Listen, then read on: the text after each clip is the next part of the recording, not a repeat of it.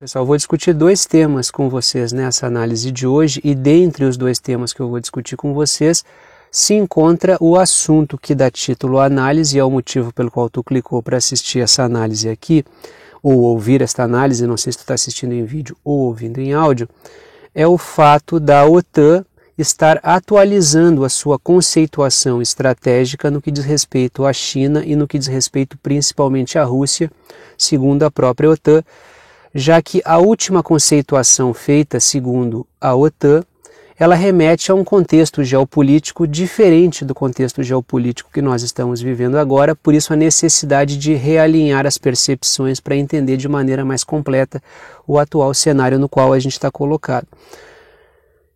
Essa reconceituação vai ser apresentada numa cúpula, que deve estiver enganado, por favor me corrijam aí, mas eu sei que vai acontecer no mês de junho. Uma cúpula para apresentar essa reconceituação.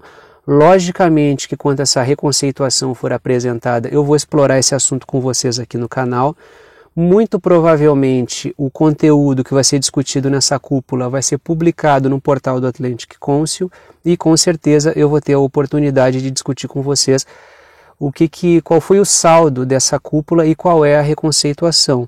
Lógico, para quem acompanha aqui o canal e para quem acompanha o que a OTAN está produzindo através do Atlantic Council, que é que, digamos assim, é o think tank principal da OTAN, pelo menos é o que eu acompanho aqui no canal, sabe que nenhuma novidade virá, porque a probabilidade que existe de que essa reconceituação apenas coloque num plano estratégico e público aquilo que já tem sido publicado e aquilo que já tem sido promovido e praticado pela OTAN no campo de guerra, significa o quê? Significa que vai ser apenas uma da OTAN e nos artigos que o Atlantic Council publica, mas logicamente que eu acho importante fazer essa discussão, porque é um organismo que tem poder em escala global que está apresentando uma conceituação estratégica sobre a Rússia e sobre a China, e quando eu entrar nos meus 6 pontos aqui, eu vou discutir esse tema com vocês.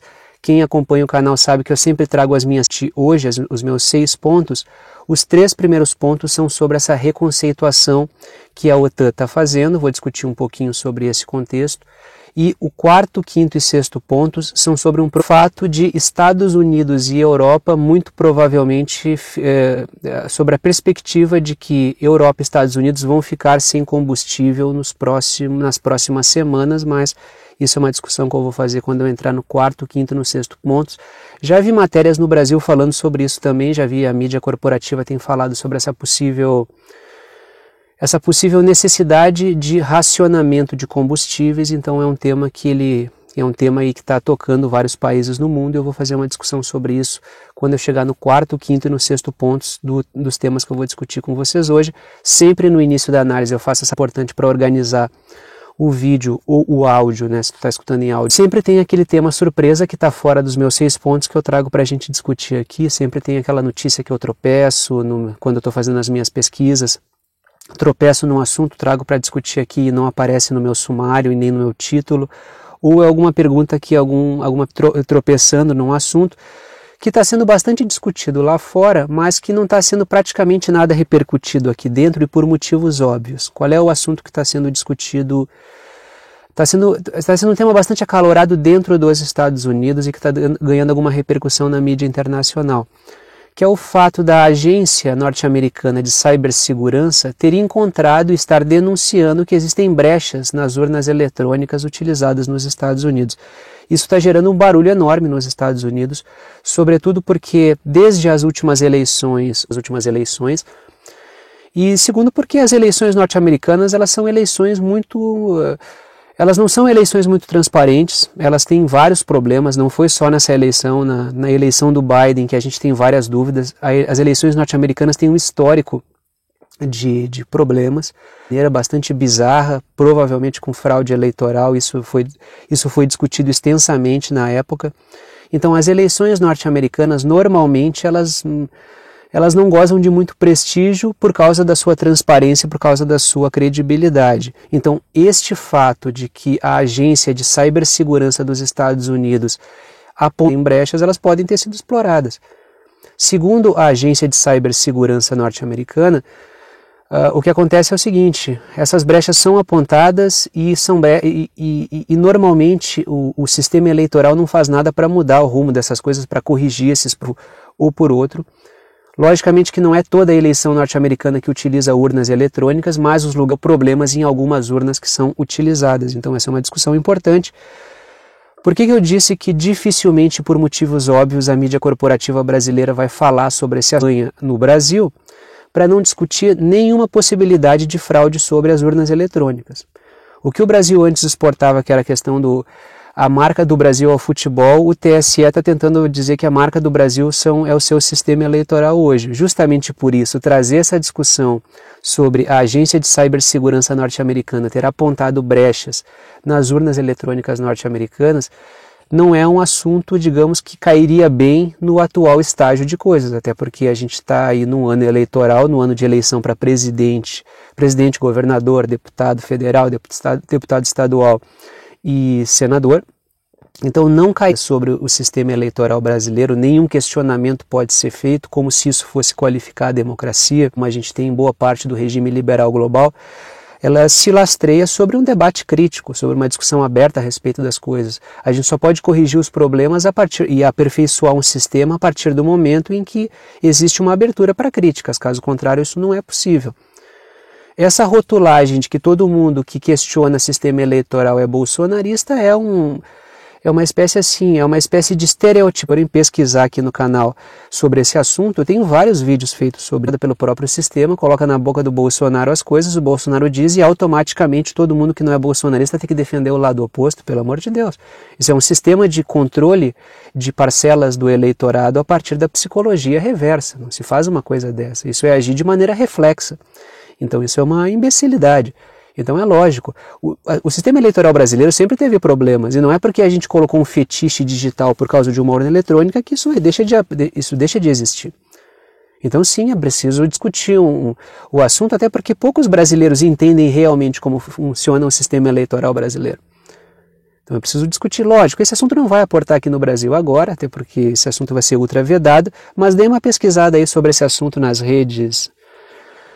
Digamos assim, eu acho que se tu pesquisar no Google, em inglês tu encontra. Eu acho que a mídia corporativa internacional deixou isso aí transpirar bastante. Mas se tu não encontrar no Google, parte lá para o Yandex, que eu já sugeri para vocês, que com certeza esse assunto vai aparecer, está ganhando alguma repercussão internacional. Então é importante a gente ficar ligado aí, porque até para a gente ver o que acontece lá fora e não repetir as mesmas coisas aqui dentro, né? Eu parto do pressuposto de que uma democracia se faz assim, discutindo as questões que precisam ser discutidas. E não com as instituições censurando os outros, né? Não pode falar isso, não pode falar aquilo, não pode falar aquilo outro. A qualificação das instituições passa por isso. Logicamente que passa por isso. Mas existe uma certa confusão aí entre defender as instituições e as instituições se apresentarem como sacrossantas. Tem uma grande diferença entre uma coisa e outra, mas não quero espichar muito esse assunto porque eu quero entrar nos meus 6 pontos aqui. Então vamos discutir aqui os 6 pontos, os 3 primeiros sobre a questão da reconceituação da OTAN e os 3 últimos pontos sobre essa possível falta de combustíveis que foi apresentada aí, que foi anunciada pela Agência Internacional de Energia. Sempre que eu discutir os assuntos aqui, pesquisem na rede depois e complementem a pesquisa, busquem várias fontes e aí vocês vão complementar. São todas notícias de domínio público, tá? Não estou eu aqui. Quando eu exploro um artigo, eu trago aqui as fontes e assim por diante, porque mas essas notícias que eu estou trazendo são todas notícias que são notícias que vocês vão encontrar em qualquer portal. Claro, né? Muitas vezes é mais difícil de achar, tanto é que às vezes eu indico que tu pesquise pelo Yandex, que aí ele foge um pouquinho daqueles algoritmos perversos aí da Big Tech norte-americana. Primeiro ponto, vamos começar pelo caso da OTAN. Primeiro ponto, a OTAN atualizou a sua conceituação, ou está atualizando a sua conceituação estratégica, e irá apresentá-la em uma cúpula que vai ser em Madrid neste mês de junho, tá? Não me recordo exatamente quando vai ser, mas eu sei que o Atlantic Council vai discutir isso com certeza, e com certeza eu vou trazer para vocês essa discussão aqui para a gente ver o que foi debatido ali. Sempre que existe um evento deste tipo, eu tento falar alguma coisa sobre ele. Quando teve a COP26, eu discuti aqui no canal. Quando teve a cúpula lá o encontro global dos governos, ou dos governos globais, eu discuti aqui com vocês, quando teve a cúpula, o Fórum de Davos, eu discuti com vocês, sempre que tem algum encontro importante, simulação de guerra, sempre que tem algum exercício importante de ataque virtual, encontro de cibersegurança, e alguma fala importante, alguma conferência, eu tento trazer para discutir, porque é por ali que os caras vão anunciando a agenda global, por isso que eu faço questão de discutir. Quando houver essa cúpula da OTAN, logicamente que o Atlantic Council vai se pronunciar sobre isso, e com certeza eu vou trazer os artigos para a gente discutir aqui no canal, para a gente ficar por dentro do que acontece. Quando o FMI se pronuncia, quando tem alguma conferência de representantes do FMI, eu também trago, porque eu acho que é assim que a gente vai compreendendo a agenda dos caras, através daquilo que eles externam e, claro, através daquilo que eles fazem, mas não falam publicamente também. Segundo ponto, nessa conceituação que está sendo apresentada aí, já foi transpirada uma informação já transpirou por representantes da OTAN. Nessa conceituação, a Rússia será apresentada como uma ameaça primária, ou como uma ameaça maior em relação à OTAN. Então a Rússia vai ser colocada como alvo preferencial, o que coloca a gente de volta num cenário de Guerra Fria. O cenário é de Guerra Fria ou o cenário está sendo apresentado como um cenário de Guerra Fria pelo atlanticismo? Eu acho que é muito mais a segunda hipótese. Eu acho que o atlanticismo, a OTAN no geral, está tentando reconstruir um cenário de Guerra Fria, de risco russo, de perigo russo, só que agora não mais sob o espectro do comunismo, o espectro do socialismo, mas em torno do espectro de aproximar a figura do Vladimir Putin de uma espécie de Hitler pós-moderno. Tanto é que várias vezes a mídia corporativa tentou associar a figura do Putin à figura do nazismo, a figura do Putin, a figura do Hitler e a figura do governo russo, a figura do nazismo. Sendo que boa parte das iniciativas neonazi que estão acontecendo partem o grupo neonazi que está atuando no conflito Ucrânia e Rússia, ou melhor, Rússia contra a OTAN, que acontece dentro do território ucraniano, são grupos ucranianos bancados pelo atlanticismo. O Batalhão de Azov, ele é um grupo neonazi que está sendo bancado pelo atlanticismo e elogiado pela mídia corporativa. O grupo neonazi aqui é um grupo ucraniano e não um grupo russo nesse caso. Tanto é que saiu um artigo recente do Grey Zone, se não me engano, que mostra esse emaranhado de relações de grupos supremacistas brancos e do Batalhão de Azov e de toda conexão entre grupos supremacistas nos Estados Unidos e o Batalhão de Azov. Inclusive, eu acho que eu vou dar uma lida nesse artigo para discutir aqui. Eu já prometi isso e não fiz, mas eu quero sentar com calma, ler esse artigo, que é um artigo mais extenso, para a gente fazer uma discussão aqui, porque eu acho que é importante. Até para desconstruir essa ideia de que o Hitler é o Putin, né? O Putin é o Hitler. Porque os grupos neonazis me parece que estão atuando do outro lado, e ainda com o apoio norte-americano, do governo Biden, que é um governo anti-supremacista, é um governo que teve o apoio do Black Lives Matter para chegar ao poder e tal. Bobagem e balela democrata para enganar todo mundo. Quando os democratas estão no poder, o tipo de jogo que eles fazem é muito mais sutil. Eu já falei outras vezes aqui e falo de novo, né? Os republicanos deixam mais à vista o que eles querem fazer. Eu vou invadir mesmo, meu imperialismo é assim mesmo, eu meto o pé na porta, não estou nem aí. Mais ou menos como o Elon Musk falou quando teve o golpe no Evo Morales na Bolívia por causa do lítio. Aquela fala do Elon Musk ali, muito embora ele não se apresentasse como um republicano naquele momento, que agora ele é o magnata renegado aí, né? Se apresenta dessa forma, já discuti esse assunto ontem com vocês. Ele falou, não, a gente invade mesmo e vai continuar invadindo e não tem... Então, pelo menos os republicanos é mais fácil de ler as operações que eles fazem. Quando os democratas, é pior, porque tem toda aquela aura de democracia, de levar os direitos humanos, mas no final das contas fazem as mesmas barbaridades. Terceiro ponto. A China é apresentada nessa conceituação como uma espécie de ameaça secundária. Aí tu pode perguntar, então quer dizer que a OTAN não vai apertar o garrote na China? Eu acho que a coisa não funciona necessariamente por aí. Eu acho que a OTAN ela vai ficar com a responsabilidade de lidar com a Rússia. Mas acho que para lidar com a China estão sendo criadas OTANs, várias OTANzinhas asiáticas que vão fazer esse papel. Tanto é que a parceria quadrilateral, o Quad, que os norte-americanos criaram, já é uma espécie de OTAN asiática. Então eu acho que eles só estão setorizando. A OTAN vai lidar com a Rússia e a gente vai ter outras OTANs ou uma OTAN asiática para lidar com a China. Eu acho que a coisa é mais ou menos por aí. Porque eu não acredito que a China para os Estados Unidos seja uma ameaça secundária. Eu acho que em relação à China, os norte-americanos têm um nível alto de alerta.